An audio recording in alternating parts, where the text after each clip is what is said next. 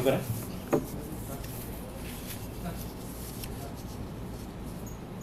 आज की इस प्रेस वार्ता में आप सबका स्वागत है। 4 जून से जब से देश के सामने नीट एग्ज़ाम के रिजल्ट्स आए हैं, प्री मेडिकल नीट एग्ज़ाम के रिजल्ट्स आए हैं, तब से देश भर के युवाओं में भारी गुस्सा है, भारी रोष है।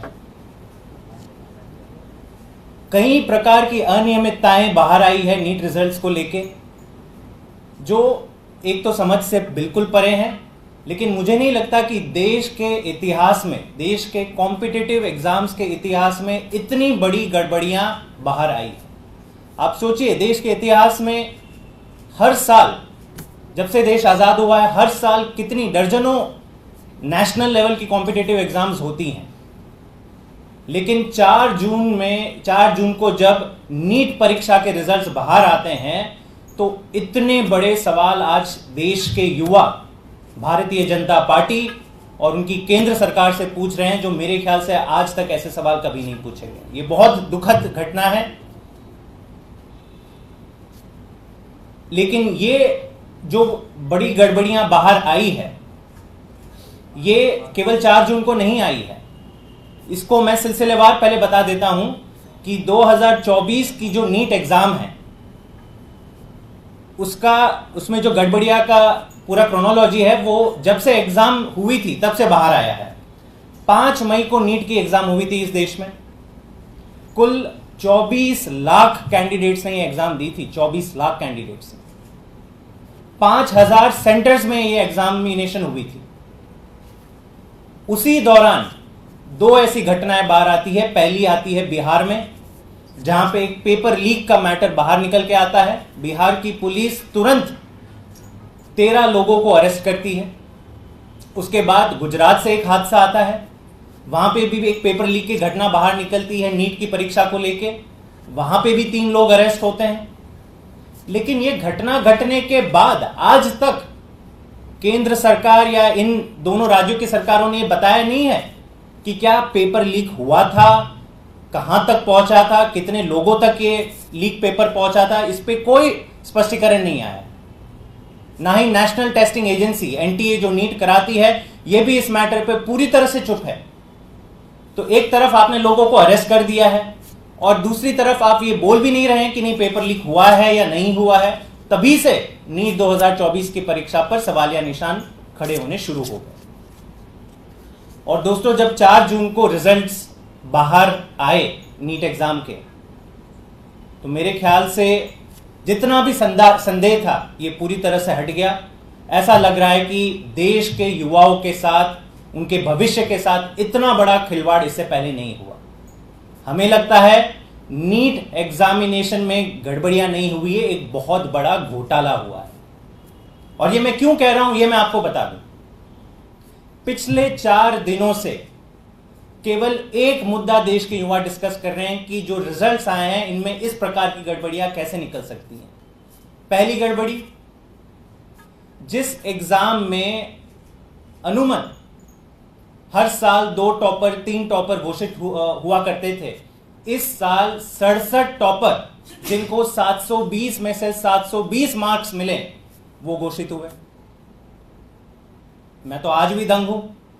720 में से 720 मार्क्स, 100% मार्क्स देश के इतिहास के किसी भी कॉम्पिटिटिव एग्जाम में नहीं मिले इतने बच्चों को, लेकिन नीट के एग्जाम में मिल गए। पिछले सालों की अगर बात करें तो 2023 में केवल 2 कैंडिडेट्स को फुल मार्क्स मिले थे। 2022 में 4 कैंडिडेट्स को टॉपर घोषित किया गया था और 2021 में 3 कैंडिडेट्स को टॉपर घोषित किया था। लेकिन सडनली 67 टॉपर्स। दूसरी बात, इसमें यह भी पता चलता है कि जो 67 टॉपर में से जो 6 टॉपर थे, वो झज्जर हरियाणा के एक सेंटर से निकलते हैं।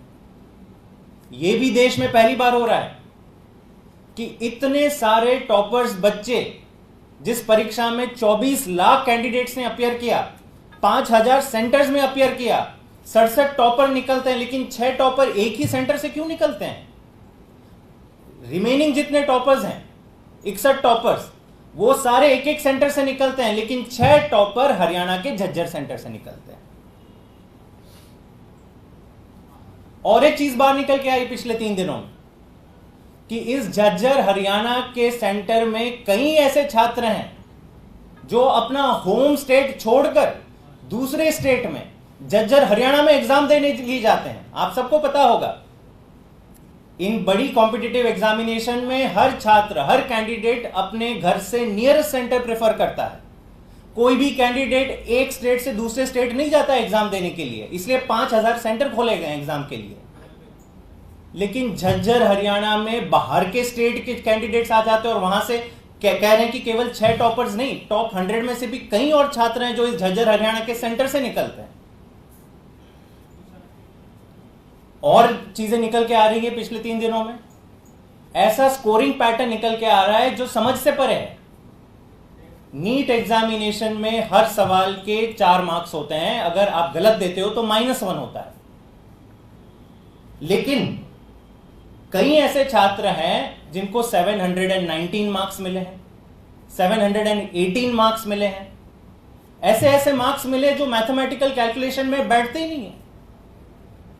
सारे वो कैंडिडेट जिन्होंने एग्जाम दी थी, परीक्षा दी थी, वो दंग है कि ऐसे कैसे मार्क्स कुछ बच्चों को मिल जाते हैं जो समझ के परे है।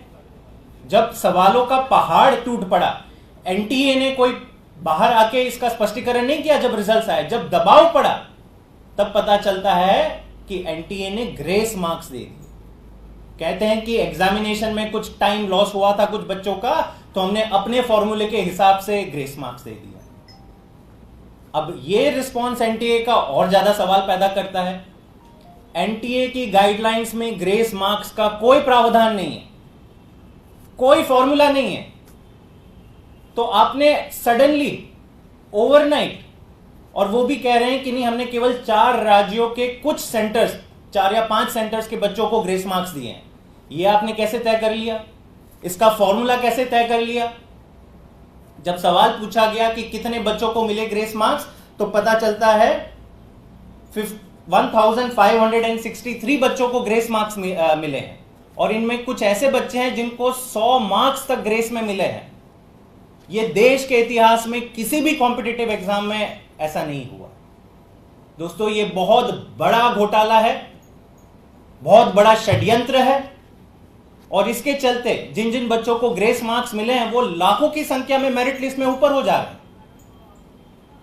जिन बच्चों को ग्रेस मार्क्स नहीं मिले हैं, सालों की मेहनत के बाद जो अपने मार्क्स मिले हैं, लेकिन वो देखते हैं कि कुछ बच्चों को ग्रेस मार्क्स मिले और वो बहुत ही आगे चले गए, उनके सालों की मेहनत बर्बाद हो गई। जब से देश के युवा भारतीय जनता पार्टी और उनकी केंद्र सरकार को यह सवाल पूछ रही है, तो पूरी की पूरी भाजपा चुप है।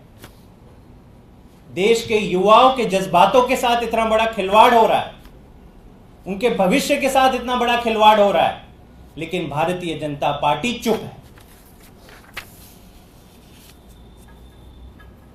यह बहुत गंभीर घटना है, क्योंकि देश का जो कॉम्पिटिटिव एग्जाम्स का ढांचा है, आज से पहले इतने बड़े सवालिया निशान कभी नहीं पूछे गए।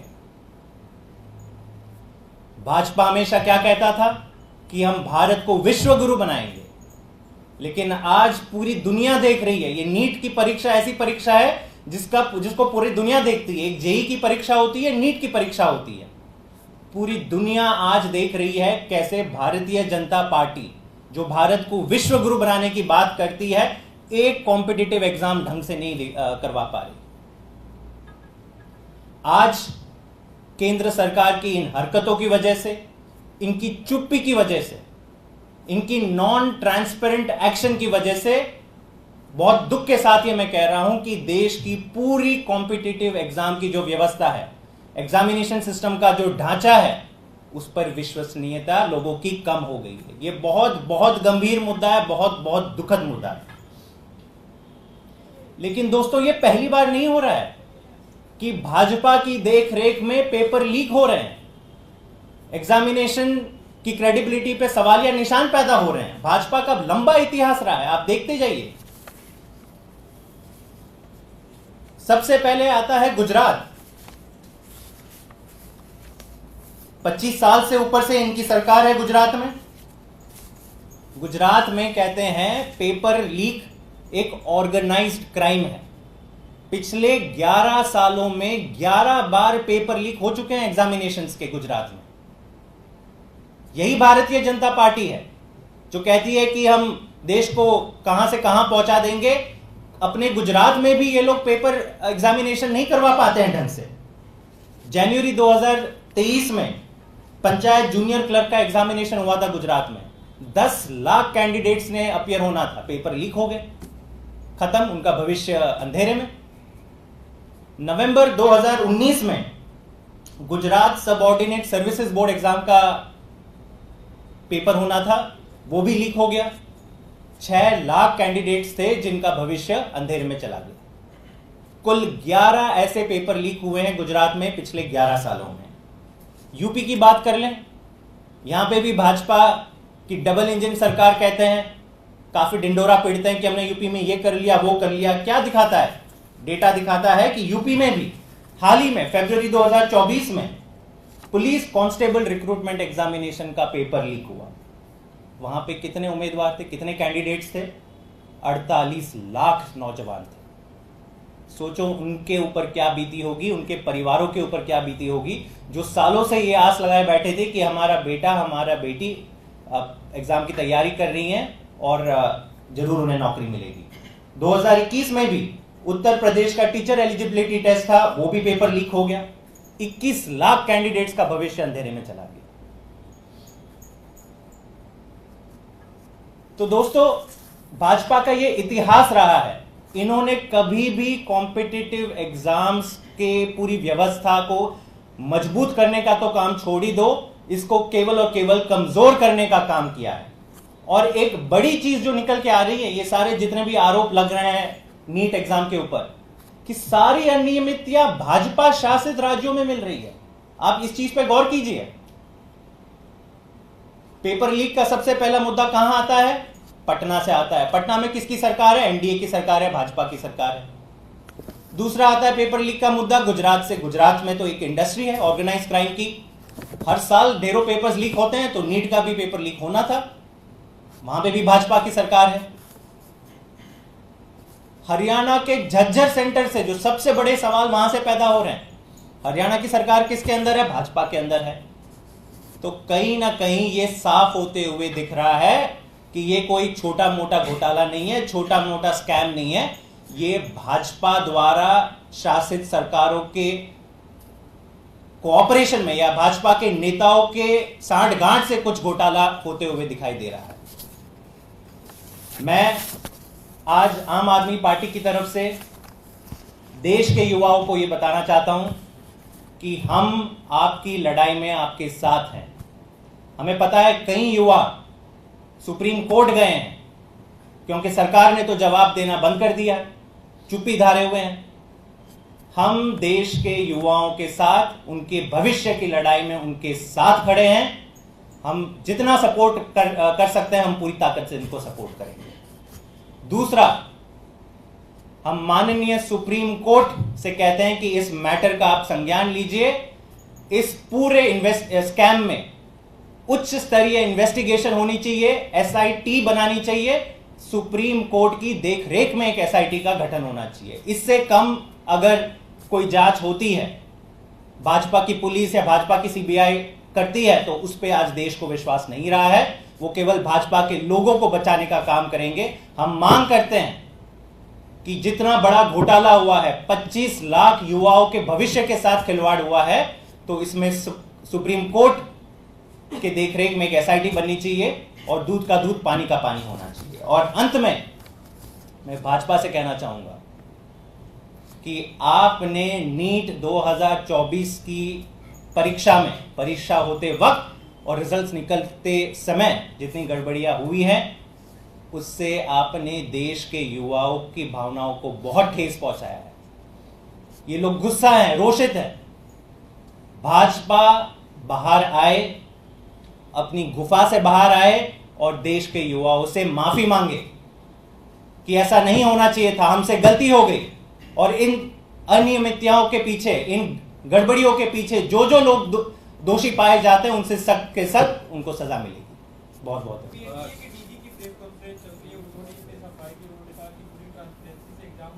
और जो पूरा मामला है 24 लाख स्टूडेंट से नहीं जुड़ा है, 6 सेंटर्स की 1600 स्टूडेंट से जुड़ा है और उस मामले में आगे देखा जा रहा है। इसमें कमेटी भी बना दी गई है जो उन 1600 छात्रों की ग्रीवेंसेस है उस पर डील करेगी। देखिए, ये कहना बहुत गलत है कि केवल कुछ सेंटर्स के छात्रों के साथ ही गलत हुआ है या सही हुआ है। अगर आप 1600 स्टूडेंट्स को ग्रेस मार्क्स देते हैं या उनको आगे बढ़ाते हो तो उससे आहत किसको पहुंचती है? देश भर के बाकी सारे छात्रों को ना, जिन्होंने मेहनत पूरी की, टाइम पूरा दिया, लेकिन उनके मार्क्स भी जो उन्हें मिलने चाहिए थे उन्हें मिल गए, लेकिन कुछ और बच्चों को उनसे ज्यादा मार्क्स मिल जाते हैं, ओवरनाइट मार्क्स मिल जाते हैं। ग्रेस मार्क्स जो कॉन्सेप्ट ही नहीं था नीट में, ओवरनाइट इन्वेंट कराया जाता है। कुछ कुछ बच्चों को 100 ग्रेस मार्क्स दिए जाते हैं। तो ये बहुत बड़े सवाल है, इस पे लिपापोती करने की कोशिश ना करे भाजपा।